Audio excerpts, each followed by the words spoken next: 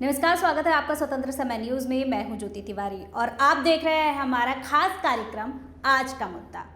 आज हमारे साथ मौजूद हैं हमारे चैनल हेड राजेश राठौर जी, जिनसे हम बात करेंगे जो ऑपरेशन सिंदूर है उसमें क्या अपडेट आई है। कल भी जैसे कि हमने बहुत सारी चीज़ें आपको बताई, जानकारियां बताई हैं, तो आज हम इसी मुद्दे को लेकर आज बात करेंगे। बहुत बहुत स्वागत है सर आपका।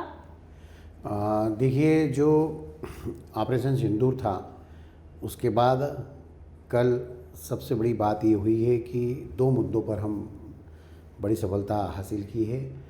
कई देशों के मंत्रियों से और उनके सुरक्षा सलाहकारों से बात हुई है और भारत ने अपना पक्ष कई देशों के सामने रखा है और साफ कह दिया है कि हमने सिर्फ पाकिस्तान में जो आतंकी ठिकाने थे सिर्फ वहीं पर हमला किया है। बहुत सीधी सी बात कही है और दो टुक भारत का कहना है कि हम कोई भी आतंकी यदि हमारे यहाँ आकर घटना करेगा तो हम उसको छोड़ेंगे नहीं। दूसरा, कल मॉक ड्रिल की और ब्लैकआउट की जो ट्रायल थी वो सफल हुई है। हिंदुस्तान की जनता ने एकता का परिचय दिया है। तीसरी बात ये है कि अब पाकिस्तान छुटपुट गोलीबारी कर रहा है, इस तरह की खबरें आ रही है। कुछ भारतीयों के मारे जाने की भी खबरें आ रही है। सरकार अभी तक अधिकृत तौर पर इस बारे में कुछ नहीं बोल पाई है, लेकिन आज फिर सभी राजनीतिक दलों की सरकार ने बैठक बुलाई है और सरकार में मानता हूं कि आने वाले दिनों में जो बदलाव होने वाले हैं, जो एक प्लानिंग स्ट्रेटेजी होगी उसकी मोटे तौर पर बात होगी, क्योंकि गोपनीय प्लानिंग तो कोई भी सरकार किसी के साथ साझा नहीं करती। जब भी हम किसी से लड़ाई लड़ते हैं या आतंकी ठिकानों पर हमला करते हैं तो उसकी प्लानिंग तो जो प्लानिंग ऑफिसर्स प्रधानमंत्री के बीच में ही होती है। कल प्रधानमंत्री ने नरेंद्र मोदी ने राष्ट्रपति से भी बात की है, उनको भी देश के हालात और सब के बारे में बताया है।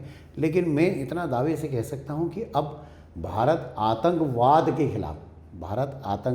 के खिलाफ किसी भी कीमत पर अब पीछे नहीं हटेगा। केंद्र सरकार ने साफ कह दिया है कि अब पहलगाम जैसी दूसरी घटना किसी भी कीमत पर नहीं होने देंगे। जी बिल्कुल, छोड़ा नहीं जाएगा। जहाँ तक कि पीएम भी यही कह रहे हैं, भारत की तरफ अगर कोई आंख दिखाता है तो उसको छोड़ा नहीं जाएगा। तो अभी जो सिचुएशन चल रही है, जैसे कि अभी पुंछ में एलओसी पे लगातार फायरिंग हो रही है, अभी गुरुद्वारे को भी उड़ा दिया गया है। जम्मू की अगर हम बात कर रहे हैं तो बिल्कुल सही है कि जम्मू कश्मीर टारगेट पर है और वहाँ पर आए दिन कुछ न कुछ होता रहता है जी। अब मुझे ऐसा लगता है और जो विशेषज्ञों से बात मैंने की है उसके आधार पर ये कहा जा सकता है कि एलओसी के पहले अब पीओके की लड़ाई चलेगी।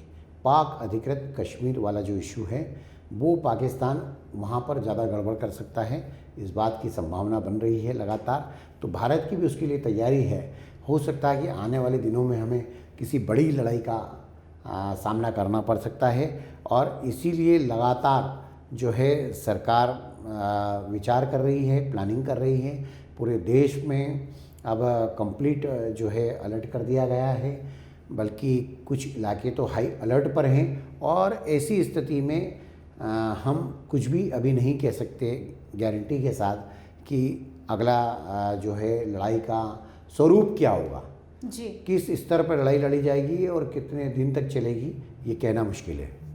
जिन बेटियों का सिंदूर छीना गया था उनके लिए ऑपरेशन सिंदूर था और उनका ही जवाब देने के लिए बेटियों को भेजा गया था।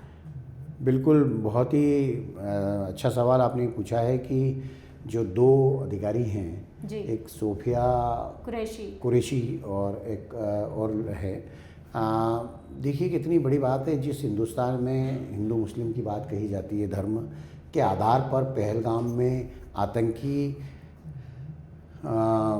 बेकसूर लोगों को मारते हैं और उसी हिंदुस्तान में हमको वैसे धर्म की बात नहीं करना चाहिए। जब भारत माता की जय की हम बात करते हैं, हम भारत की एकता की बात करते हैं, लेकिन बात बहुत महत्वपूर्ण है ये कि सोफिया कुरैशी जो एक इस लड़ाई की पूरा मार्गदर्शन कर रही टीम में थी, पूरी टीम में थी वो, उन्होंने भारतीयता की बात की है। उनके परिवार में सेना से कई लोग हैं और जैसा कि सभी टीवी चैनल और अखबारों ने दिखाया है कि सुफिया कुरैशी ने उसके बाद अपने परिजनों को फ़ोन किया जी। और उन्होंने कहा कि धमाके की आवाज़ कैसी लगी। तो ये एक राष्ट्रीयता है, एक नेशनलिटी है जो सबसे ऊपर होती है। और मैं ये मानता हूँ कि आतंकियों ने भले ही धर्म पूछा, लेकिन हमें अब धर्म नहीं पूछना चाहिए किसी का। जी, बहुत बहुत धन्यवाद। तो आपने सुना हमारे जो चैनल हेड हैं उन्होंने बहुत सारी चीज़ें आपको बताई। ऐसे ही मुद्दे पर हम लगातार बात करते रहेंगे। जिस तरीके से ये घटना हुई है, ये बहुत ही शर्मनाक घटना थी, उसका जवाब भारत ने बहुत ही बखूबी दिया है। ऐसी खबरों के लिए बने रहे हमारे साथ और देखते रहे स्वतंत्र समय न्यूज़। धन्यवाद।